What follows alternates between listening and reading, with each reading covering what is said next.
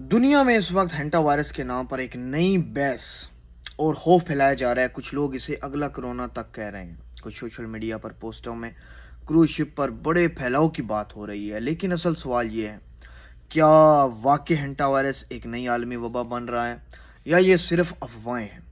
چلو سائنس حقیقت سمجھتے ہیں. سب سے پہلے ہینٹا وائرس کوئی نیا وائرس نہیں ہے. یہ کئی دہائیوں سے دنیا میں موجود ہے اور زیادہ تر یہ چوہوں کے ذریعے سے پھیلتا ہے. اب سائنس کیا کہتی ہے؟ یہ وائرس انسان سے انسان میں عام طور پر نہیں پھیلتا. یہ کرونا جیسے آسانی سے پھیلنے والا وائرس نہیں ہے.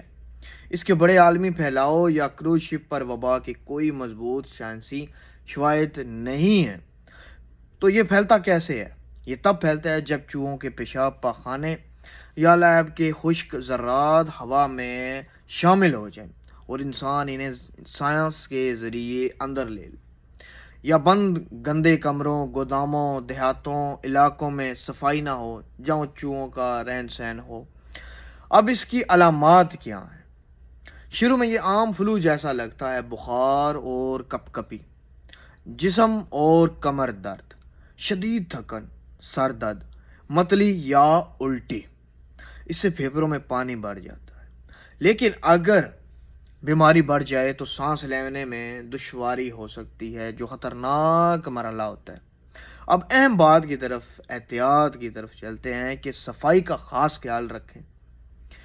چوہوں کا جہاں پہ ٹھکانہ ہو، چوہوں کو گھر یا گودام سے دور رکھیں.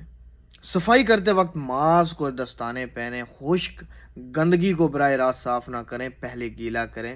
خوراک کو بند اور محفوظ جگہ پر رکھیں. ہینٹا وائرس ایک نایاب وائرس ہے. یہ کوئی نیا کرونا جیسا عالمی پھیلاؤ والا وائرس نہیں ہے اور ابھی تک اس کے عالمی وبا کی کوئی تصدیق نہیں. یہ معلومات عام آگاہی کے لیے ہے کہ کسی بھی علامات کی صورت میں ڈاکٹر سے رجوع کریں اور سوشل میڈیا افواہوں پر یقین نہ کریں.